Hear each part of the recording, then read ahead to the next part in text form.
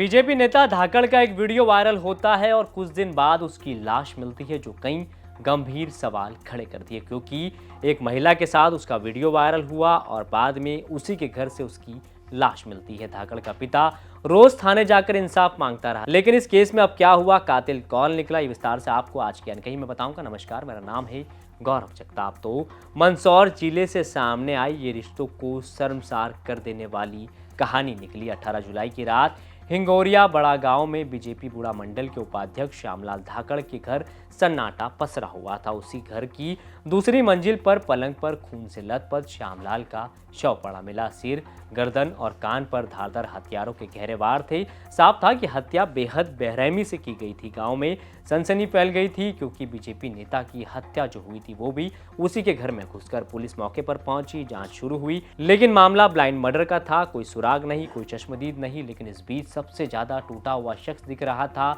श्यामलाल का पिता दौलत राम धाकड़। वो रोता था, बिलखता था और लगभग रोज थाने पहुंचकर पुलिस से एक ही सवाल करता था कि मेरे बेटे का कातिल कौन है, उसे जल्द पकड़िए। लेकिन किसे पता था कि हत्यारे की तलाश में जो सबसे आगे खड़ा था वही इस कत्ल का मास्टरमाइंड था। पुलिस की महीनों की जांच में धीरे धीरे परतें खुलने लगी। पता चला कि श्यामलाल के एक महिला से अवैध संबंध थे। कहा जा रहा था कि वो अपनी जमीन और मकान उस महिला के नाम करने की तैयारी में था। घर में रोज रोज झगड़े होते थे। ऊपर से श्यामलाल का निजी वीडियो सोशल मीडिया पर वायरल हो गया था, जिससे परिवार और समाज में बदनामी का डर बढ़ गया था। यहीं से जन्म लिया एक खौफनाक साजिश। पुलिस के मुताबिक श्यामलाल के पिता दौलत राम धाकड़ ने पड़ोसी गोपाल लाल धाकड़ के साथ मिलकर बेटे को रास्ते से हटाने का फैसला लिया और 3 युवकों को उसकी सुपारी दे डाली। उसके पिता ने हत्या के लिए 5 लाख रुपए भी दिए थे और उसमें 5 आरोपी पुलिस ने पकड़े हैं। पुलिस ने बताया कि उसके पिता को इस बात का शक था कि उसके नाम पे जो संपत्ति है वो किसी महिला के नाम पर कर सकता है और इसी को लेकर समाज की बदनामी होगी। और इसी बात को लेकर श्यामलाल धाकड़ के पिता ने श्यामलाल की धारदार हथियारों से हत्या करवा दी। काफ़ी सेंसेशनल भी था और हमारे लिए एक बड़ी चुनौती भी था। इसमें आज हमारे द्वारा इस पूरे ही घटनाक्रम का खुलासा किया गया है।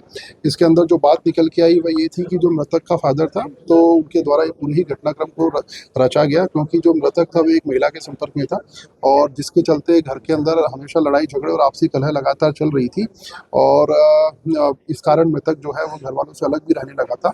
किंतु जब परिजनों को ये पता चला कि जो उनके नाम पे ज़मीन है और जो वह घर गाँव के बाहर बना रहा है वह उस महिला के नाम करेगा, तो इस शंका को एंटिसिपेट करते हुए उनके पिताजी ने घटनाक्रम को पूरा रचा, जिसमें उनके पड़ोसी के माध्यम से उन्होंने 3 लड़कों से संपर्क साधा, जिनके द्वारा इस काम को करने के लिए उन्होंने 5 लाख की फिरौती दी, जिसमें से 50,000 रुपये उन्होंने काम करने से पहले और बाकी 4.5 लाख रुपए काम करने के बाद उन्होंने इन लोगों को दिए और इस प्रकार पूरे ही घटनाक्रम को इनके द्वारा अंजाम दिया गया।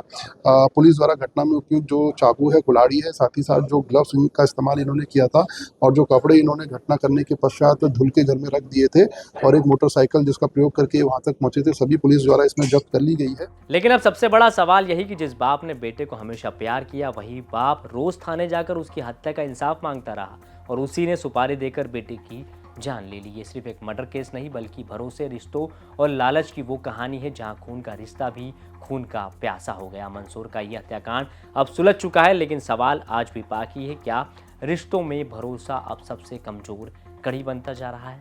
आप तक खबर पहुंचाइए मंदसौर से अजय बड़ौलिया ने। मध्य प्रदेश से जुड़ी तमाम खबरों के लिए आप देखते रहें एनपी।